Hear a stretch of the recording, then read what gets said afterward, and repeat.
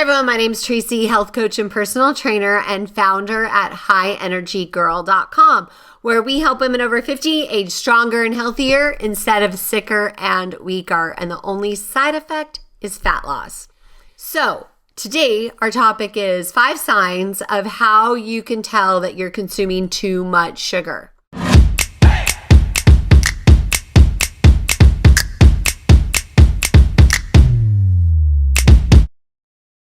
So the first thing we're going to talk about before those 5 signs is ways that sugar can actually sneak into your diet. Now, there's healthier ways that happens where it kind of sneaks up on you, and then there's ways that it happens that you kind of know, but the quantity sneaks in. So let's talk about both. So say you're eating an apple. Now, an apple has a lot of sugar, but it has fiber, which slows down the blood sugar response. So it's got a lower glycemic index, meaning it is easier on your body. So it doesn't just spike your blood sugar like it would be if you were to eat a box of red vines. Now, the difference is you're not going to eat a whole box of apples because the fiber is going to keep you full. But the red vines, you might eat a whole box because one tastes good, and then all of a sudden the brain lights up like a pinball machine. All those chemicals in your brain, they're like, whoa, that was good. Give me another hit. And next thing you know, you're watching the movie and the box of red vines is gone. Now, I don't know how that happens. Just kidding. I've done that before. Not for a long time, thank God, but I have had that happen to me.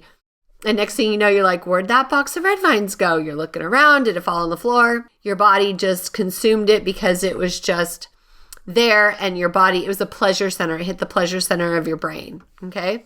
Those are 2 ways that it can sneak up. One is because you're thinking you're eating healthy, like an apple or some berries, but there's hidden sugar in there. And 2, it's because you continue to eat one after another, after another, after another. Okay. And another thing is, you might not realize this, but all carbohydrates metabolize down into glucose. Okay. So glucose is sugar. Anything ending in ose is a form of sugar. It's just kind of a tricky way that they sneak it in there.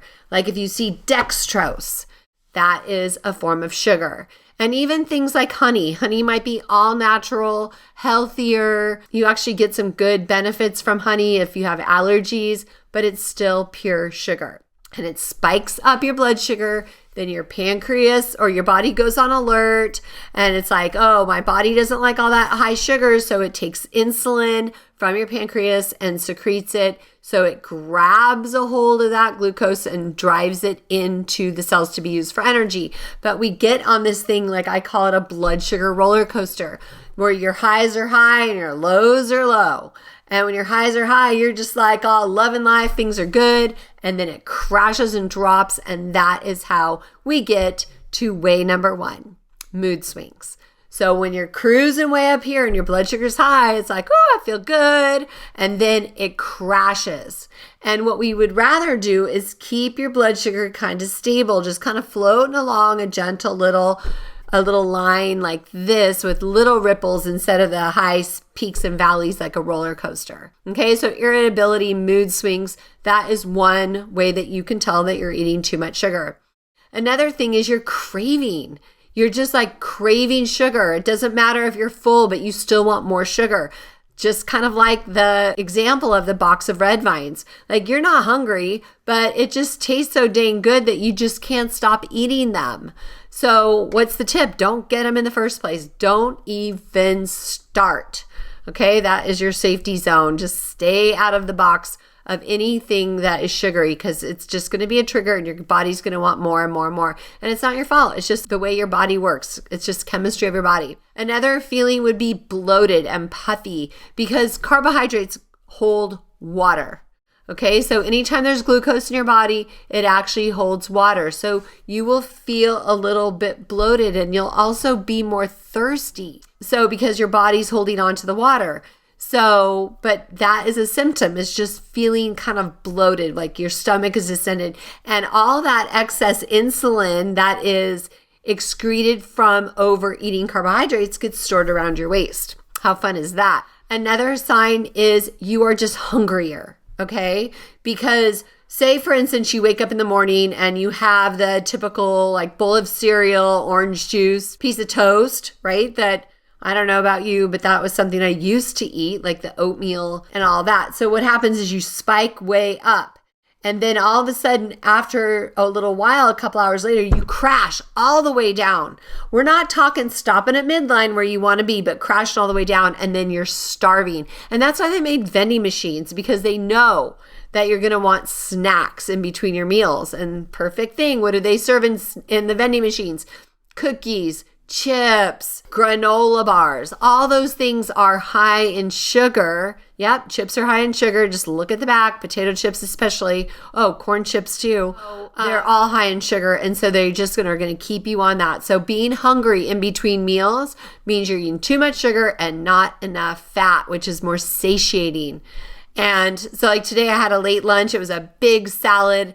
And it had shrimp and avocado and some feta and pumpkin seeds and a homemade dressing with olive oil in it. And I'm telling you guys, I'm so full, I'm not going to eat dinner tonight.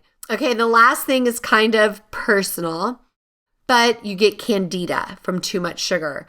And candida can show up as like a white tongue, okay? Or it could be just itching down below. Your genitalia can be itching. It could be your vagina. It could be the perineum area, which is in between your vagina and your anus, or it could be the anus. So all of those are signs of too much sugar. Yeah, sorry to be a little bit personal there, but it's true. So what do? Well, guess what? Next video, we're going to talk about how you eliminate sugar without suffering. So comment below and let me know, are you experiencing any of these types of symptoms? You don't have to, okay? Because sugar literally is more addictive than cocaine. So you can get off of the sugar. We've helped a lot of people get off, and it's like a commitment, but I'll tell you, you'll never go back. It just will feel so like freeing. Food freedom is yours to have. So comment below and tell me, are you experiencing any of these symptoms, and do you want help getting off of it? We can definitely help you with that. So, and if you haven't done so already, please like, share, and subscribe, and we'll see you next week on our next video all about sugar.